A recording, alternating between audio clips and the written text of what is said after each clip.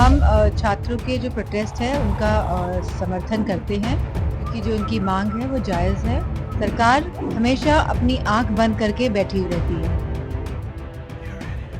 UPPSC की प्रारंभिक परीक्षा में नियम बदले जाने से नाराज छात्रों के जोरदार विरोध प्रदर्शन के बाद उत्तर प्रदेश लोक सेवा आयोग ने अपना फैसला वापस ले लिया है। उत्तर प्रदेश की योगी आदित्यनाथ सरकार के दबाव के बाद यूपीएससी ने एक ही दिन में पीसीएस की प्रारंभिक परीक्षा कराने का फैसला किया है। हालांकि इस पर राजनीति अभी भी गरमाई हुई है। समाजवादी पार्टी के नेता डिंपल यादव ने इसे लेकर सीएम योगी और बीजेपी को घेरा है। हम छात्रों के जो प्रोटेस्ट है उनका समर्थन करते हैं क्योंकि जो उनकी मांग है वो जायज़ है और लगातार बीजेपी की सरकार और पूरा शासन प्रशासन और स्पेशली सरकार, चाहे वो छात्र हों, चाहे वो हमारे शिक्षक भाई और बहन हों, लगातार इस तरह की कार्रवाई होनी चाहिए थी। जिस तरह की शासन के द्वारा, प्रशासन के द्वारा सरकार को जिस तरह के फैसले लेने चाहिए थे, सरकार हमेशा अपनी आँख बंद करके बैठी हुई रहती है। जब सरकार को कोई फैसला लेना होता है, तब इसी तरह की प्रक्रिया लगातार सरकार की तरफ से दिखाई दे रही है। हमारे करल विधानसभा सीट में उपचुनाव होने जा रहे हैं और यहाँ लगातार किसान भाइयों को किल्लत हो रही है। लगातार वो धरना प्रदर्शन भी किया उन्होंने मैनपुरी में। तो यह संज्ञान में सरकार बात ले और जो तकलीफ और जो भी दिक्कतें हमारे किसान भाई आज फेस कर रहे हैं, सामना कर रहे हैं जिन दिक्कतों का, उसका हल निकालें। कि वो केस लड़ रहे थे और मैं समझती हूँ कि सोलंकी जी इस केस को ज़रूर जीतेंगे। उनको बस लड़ना है, वो इस लड़ाई को लड़ेंगे।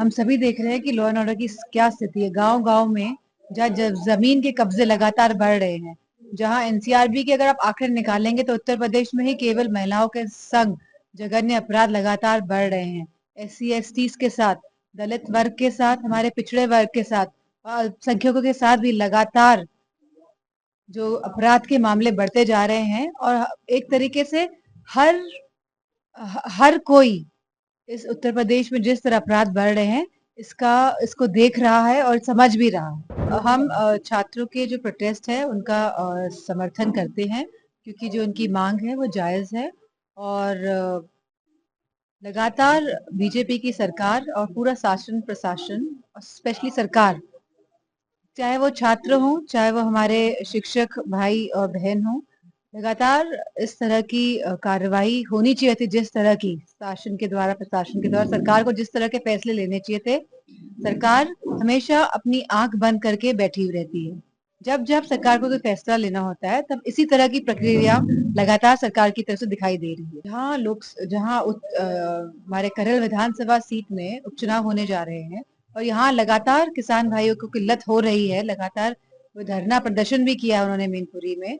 तो यह संज्ञान में सरकार बात ले और जो तकलीफ और जो भी दिक्कतें हमारे किसान भाई आज फेस कर रहे हैं, सामना कर रहे हैं जिन दिक्कतों का, उसका हल निकालें। कि वो केस लड़ रहे थे और मैं समझती हूँ कि सोलंकी जी इस केस को ज़रूर जीतेंगे। उनको बस लड़ना है, वो इस लड़ाई को लड़ेंगे।